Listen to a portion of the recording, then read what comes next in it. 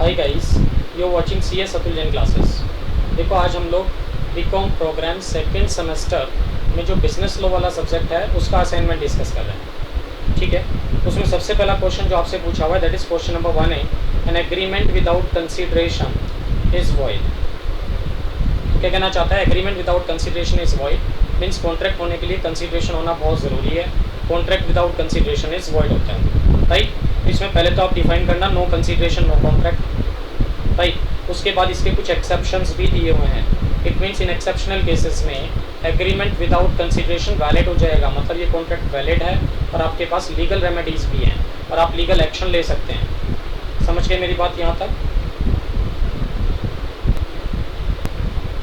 ठीक है जी। ये जो डिफरेंट एक्सेप्शनल केसेस हैं यहाँ एग्रीमेंट या कॉन्ट्रैक्ट विदाउट कंसिडरेशन क्या हो जाएगा? वैलिड हो जाएगा। तो सबसे पहला एक्सेप्शन क्या हुआ आपका? Agreement on account of natural love and affection. ठीक है। सेकंड जो एक्सेप्शन है वो क्या है? प्रॉमिस टू पे टाइम बार्ड है ना। थर्ड एक्सेप्शन क्या है भाई? Completed gift. फोर्थ एक्सेप्शन क्या है आपका? Compensation for past voluntary services. Next exception क्या है? एजेंसी। तो एजेंसी के लिए भी कंसिडरेशन की ज़रूरत नहीं है। Charitable subscription, रेमिशन by the promisee of the performance of the promise, 8th bailment, 9th guarantee के लिए भी कंसिडरेशन की ज़रूरत नहीं होती, राइट। ये तो क्वेश्चन नंबर 1A हुआ। अब हम आज डिस्कस कर रहे हैं, देखो क्वेश्चन नंबर 1B का फर्स्ट पार्ट है ना। क्वेश्चन नंबर 1B का फर्स्ट पार्ट। तो 1B दो पार्ट में डिवाइडेड है। 1B फर्स्ट में तो आपसे क्या पूछा है? डिफरेंस पूछा है। किस किस में? Difference between void and voidable contract.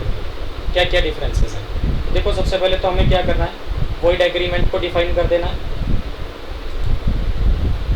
ठीक है, सबसे पहले तो वॉइड कॉन्ट्रैक्ट को डिफाइन कर देना है। दूसरा वॉइडेबल कॉन्ट्रैक्ट को डिफाइन कर देना है, राइट। वॉइड और वॉइडेबल कॉन्ट्रैक्ट में क्या डिफरेंस है वो इसी से क्लियर हो जाएगा।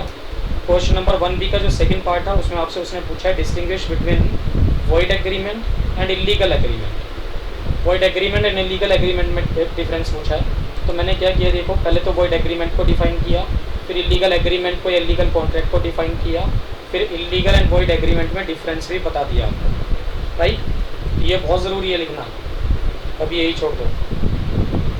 एक बार को दोनों का मीनिंग छोड़ सकते हो बट डिफरेंस मत छोड़ देना। क्वेश्चन नंबर 1 का जो C पार्ट है उसमें क्या पूछ रहा है वो आपसे कि agreement in restraint of trade are void.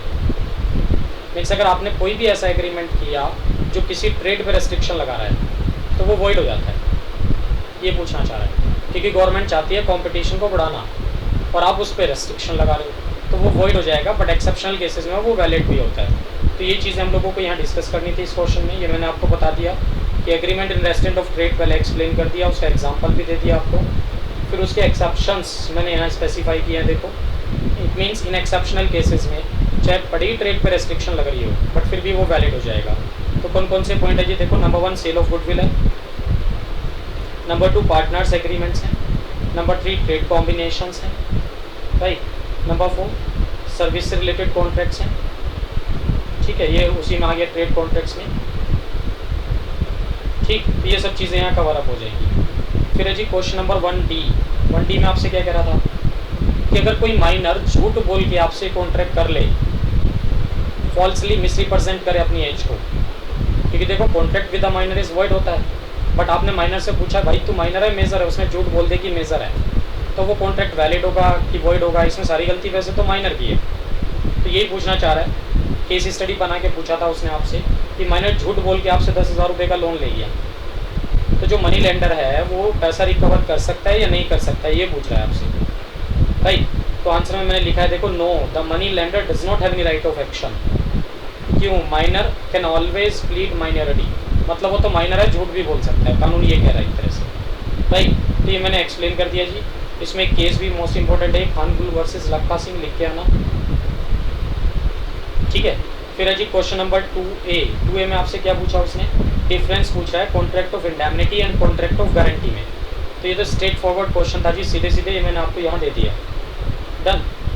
तो डिफरेंसेस मैंने दिए हैं नंबर ऑफ पार्टीज़ के बेस पे, ऑब्जेक्ट के बेस पे, number of contracts, nature of liability के बेस पे, रिक्वेस्ट बाय द डेटर चाहिए कि नहीं चाहिए, किस में चाहिए, right, and right to issue. ठीक है, राइट टू इश्यू के बेस पे। ठीक है जी। ये सब डिफरेंसेस हो गए। फिर क्वेश्चन नंबर 2 भी में आपसे क्या पूछा है कि बेलमेंट को डिफाइन करो और साथ में ड्यूटीज़ भी बताओ किसकी, बेलर की। तो ये भी सीधे सीधे क्वेश्चन है जी। क्वेश्चन नंबर 1 ये जो था 2B सीधे सीधे पूछा है क्वेश्चन, स्ट्रेट फॉरवर्ड क्वेश्चन है। तो पहले तो बेलमेंट को डिफाइन कर दो, सेक्शन 148 में दिया हुआ है मीनिंग ऑफ बेलमेंट। उसके बाद ड्यूटीज़ ऑफ बेलर भी मैंने आपको बता दिया यहाँ, राइट। तो ड्यूटीज़ ऑफ बेलर में कौन कौन सी ड्यूटीज़ हैं? Duty to disclose faults in the goods bailed, duty to repay necessary expenses in case of gratuitous bail में, ठीक है। Duty to repay any extraordinary expenses,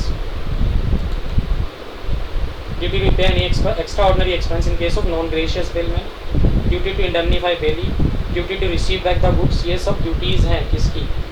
baler की।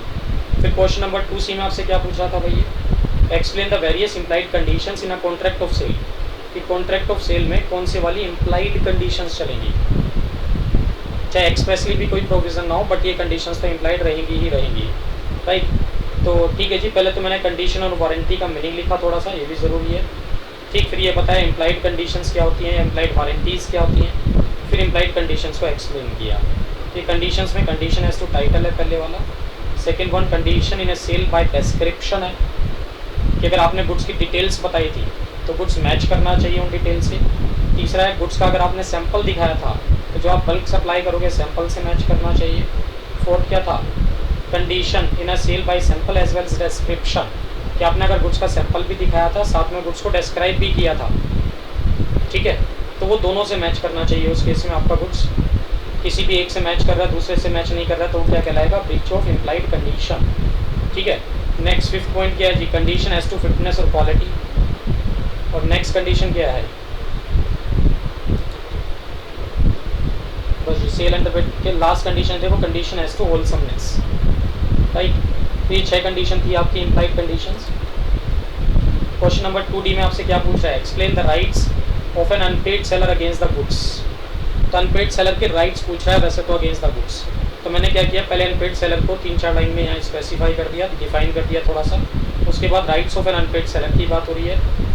राइट जो अनपेड सेलर के 2 तरह के राइट्स होते हैं, एक तो अगेंस्ट गुड्स होते हैं, दूसरा अगेंस्ट बायर होते हैं। बट उसने हमसे अगेंस्ट गुड्स पूछा हुआ है तो मैंने सिर्फ अगेंस्ट गुड्स ही लिखा, बाकी की ज़रूरत ही नहीं समझी हमने। क्यों करें फालतू, क्यों नोट करें हम उसको जब पूछ रहा है वो अगेंस्ट गुड्स हैं, राइट। तो राइट्स अगेंस्ट गुड्स क्या क्या है जी? ये 3 तरह के राइट्स हैं, right of lien, right of stoppage in transit and right of resale, ठीक है। तो इस तरह से ये आपका BCom programme second semester business law का ये पूरा क्वेश्चन पेपर मैंने आपके साथ डिस्कस कर लिया। एक बार आपको स्क्रीन दिखा देता हूँ सो डैट कि आपको नोट करने में दिक्कत ना आए भाई।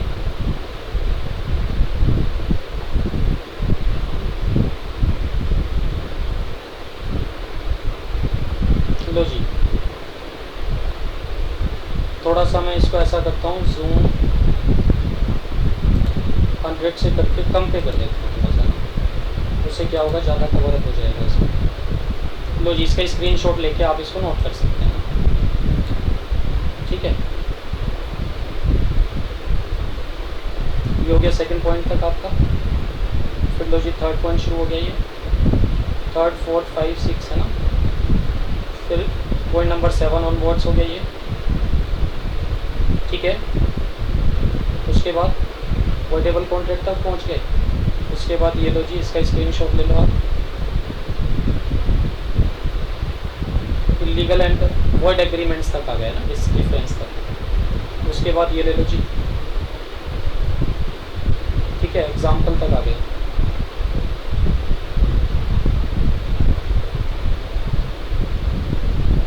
ठीक है, एक्सेप्शंस में एग्जाम्पल तक आ गएगा। नेक्स्ट पेज ये ले लो, नेक्स्ट स्क्रीनशॉट ये ले सकते हो आप। ब्रह्मपुत्र की कंपनी तक है ना। उसके बाद ये लो जी, क्वेश्चन नंबर 1 ठीक है ना, ये लो जी, पॉइंट नंबर 4 तक आ गया।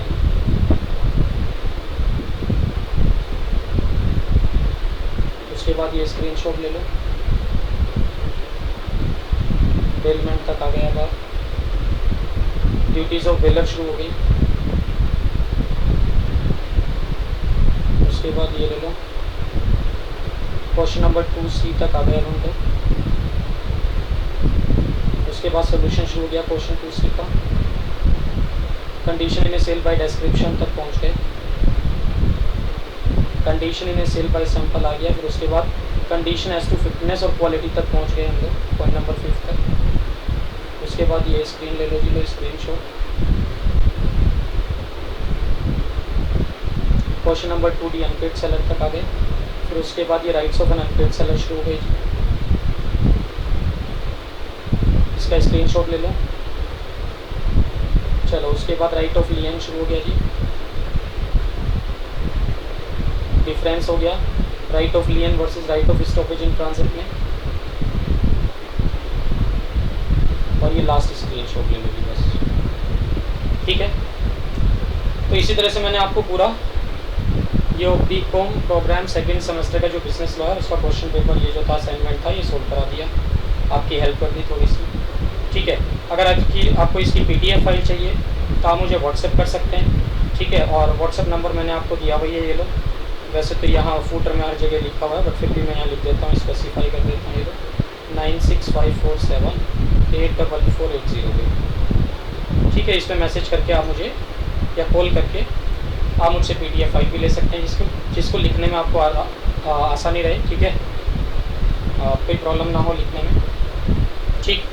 और हमारे यहाँ जो क्लासेस हैं देखो, CA CS BCom 11-12 की क्लासेस हम लोग प्रोवाइड करते हैं। ऑनलाइन क्लासेस भी हैं, फेस टू फेस क्लासेस भी हैं, और जितने भी क्लासेस हैं वो सब हाईली क्वालिफाइड फैकल्टीज़ देते हैं हमारे यहाँ, हाईली क्वालिफाइड फैकल्टीज़,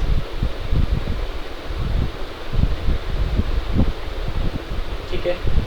चलो जी, तो इतना ही रखते हैं। हमारे चैनल को सब्सक्राइब करें CS अतुल जैन क्लासेस को, और बेल आइकन दबाएं, सो दैट कि जब भी कोई नई वीडियो अपलोड करूं तो उसमें आपको ये नोटिफिकेशन आ जाए और आप उसको चेक कर पाएँ। Thanks for watching CS Atul Jain classes.